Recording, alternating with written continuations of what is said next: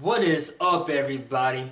Man, this feels like it's been a while. I actually didn't get to do a movie review for you guys last week like I wanted to. I was gonna review Darkness, but I got so caught up with work and everything else, been pulling in extra shifts, I didn't get around to it. But there was nothing gonna stop me from reviewing X-Men Apocalypse, which I just got through watching yesterday.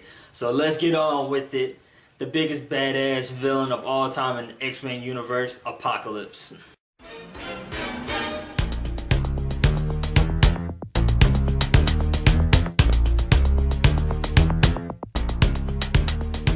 X-Men Apocalypse. So this is the fourth X-Men movie that Bryan Singer has directed in the X-Men franchise. And anybody that knows me knows that I do not like any of the X-Men movies that's came out in the past.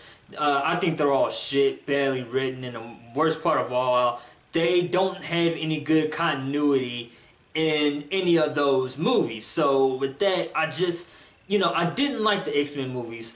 The only two that I did like was X-Men First Class and X-Men Days of Future Past.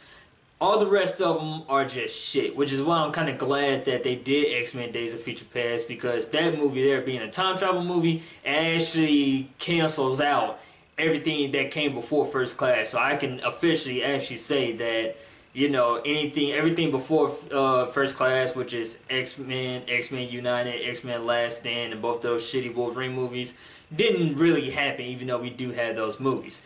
But let's get into this with X-Men Apocalypse. Now, was this movie good? This movie was okay. There was some cool things in this movie.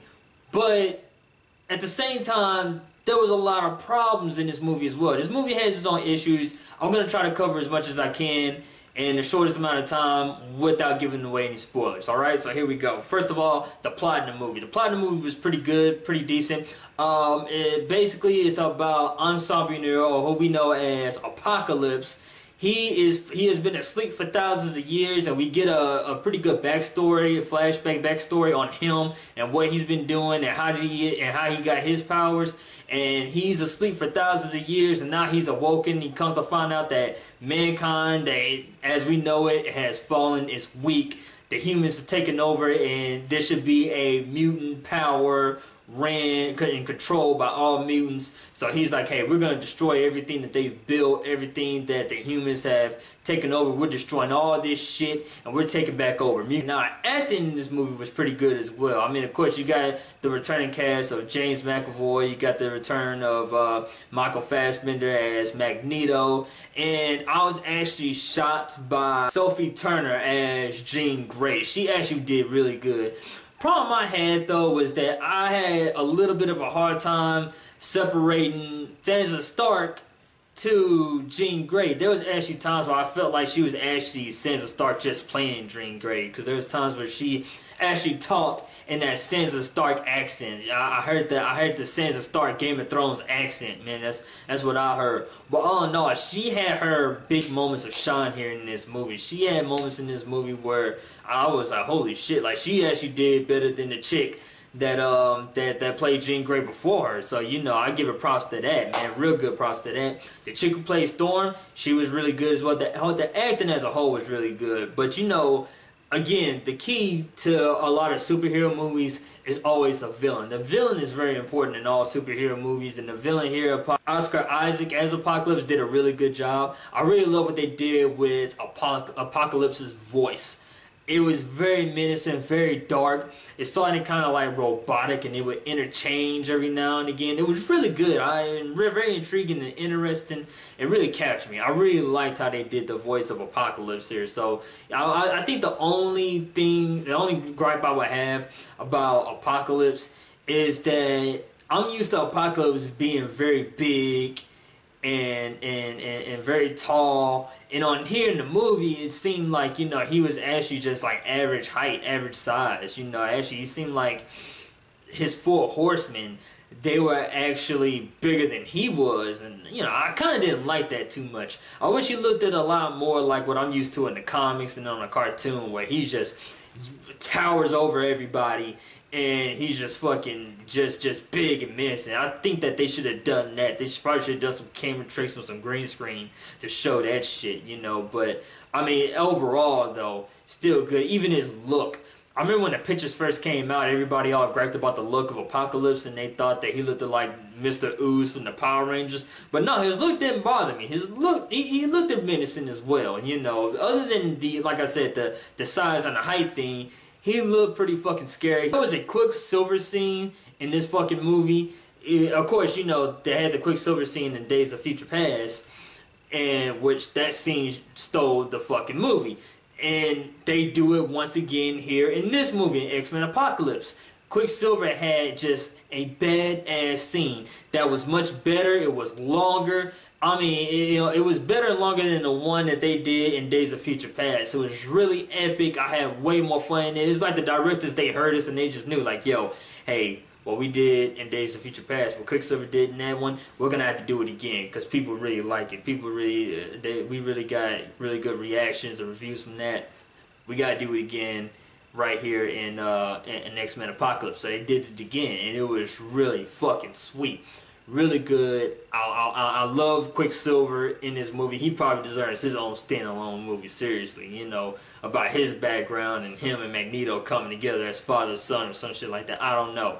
But the Quicksilver scene in this movie was fucking amazing. It was much better than the one that they did in Days of Future Past. And even there is the Wolverine cameo, which that's not much of a spoiler here because they did already show that in the last X-Men, in the last trailer for X-Men Apocalypse. But the Wolverine cameo, probably about 3 minutes long, was really fucking good. I liked it. I like seeing Wolverine come out and he just kicked major ass, just kicked everybody's ass. The only thing that had me kind of thinking though was, I remember at the end of Days of Future Past when Stryker pulled Wolverine's body up out of the water, and then his soldiers asked him, "Sir, what would you like us to do with that?" And he said, "I'll take it over from here." And then his lights flicker into that yellow and black eyes, which we know is our Mystique's eyes. So it kind of told us like, oh, okay, cool. Mystique has Wolverine now, so what the fuck? But in this movie, it's like it didn't happen like that, I guess, because it's still Stryker, and Mystique is actually has nothing to do with that now. She has like her own mission kind of going on. So I'm like, well, what the fuck was the point of having Mystique disguised as Stryker taking over Wolverine? And once again, this kind of goes back into the whole continuity thing that I was kind of talking about before, where these directors that do these X-Men movies, they do an absolute terrible job in the continuity of these movies. A little small side note and gripe on my personal part. You know, it might not mean anything to you, but that's just for me.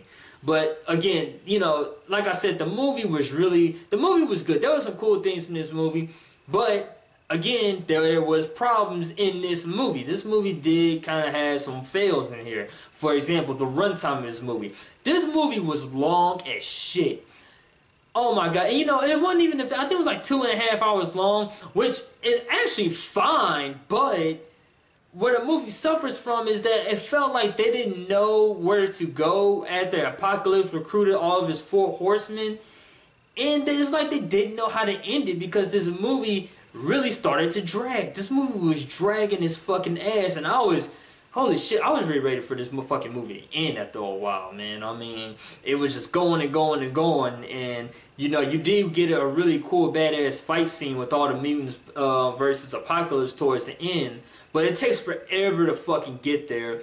The build-up takes for fucking ever to get to the climax. I mean, it's just build-up at the build-up at the build-up, and, you know, again, I think the reason for that is because of all the X-Men that's in the movie. I guess, you know, you got to kind of build up all the X-Men, all the characters, and, you know, you got to, they all got to get their time to shine, but it just took too long to get there, and the movie just dragged, and after a while, I tend to got tired and exhausted, and I was really ready to go, you know, so that's one of my gripes about it, is just that it was too long. And I mean, whenever you're a 2.5 hour movie like that, you know, you gotta find ways to keep the people interested and to keep on watching this movie, and that's something where the movie kind of fell at. It's like, I felt like they didn't know where to go after a while, and then the movie just had like a bunch of fillers in it, and they didn't know how to end it, and it was, so, you know, it could have ended a lot sooner than what it did. And you know what else? I did not like what they did at the end of the movie with Magneto and Mystique's character arc. I'm not going to give away any spoilers, but to all my hardcore X-Men fans out there, if you've read the comic books and you've watched all the cartoons, you know what Magneto and Mystique's character arcs are really like, and this movie actually goes against on what they actually do. And I feel like they try too hard to push Jennifer Lawrence down our throats. They try too hard. They really push her in our face because she's in, man. I mean, she's the Hunger Games chick, you know. So they really shove her down our throats, just like how WWE shoves John Cena down our throats, you know. And that's something that I don't like, and it's a big gripe on my part. I'm hearing a lot of people saying, "Hey, I'm not liking this whole Jennifer Lawrence thing." Jennifer Lawrence, like, I mean, one of the big contradictions is, you know, Mystique's always talking about, "Hey, mutant and proud," but she still doesn't like to turn herself blue. She only turns herself blue like maybe 2 or 3 times in this movie. All the other times it's just Jennifer Lawrence. Like, give me a fucking break here, man. But, you know, overall, you know, I recommend to go see this movie. I think I think you will like the movie. People will be excited to see this movie. But overall, on a scale of 5 stars, I'm gonna rate this movie at 3 stars. I probably would have gave it a 4, maybe even a 5, if the movie hadn't dragged so much towards that last hour of the movie. If it hadn't dragged, and if it had a storyline that kept me a little bit more interested till the climax, I would have gave it a higher rating. But this movie was actually okay. It's a decent movie with a little bit of problems in it, but I think it's worth seeing, worth paying for at full price. Go see the movie. Let me know what you guys think about it.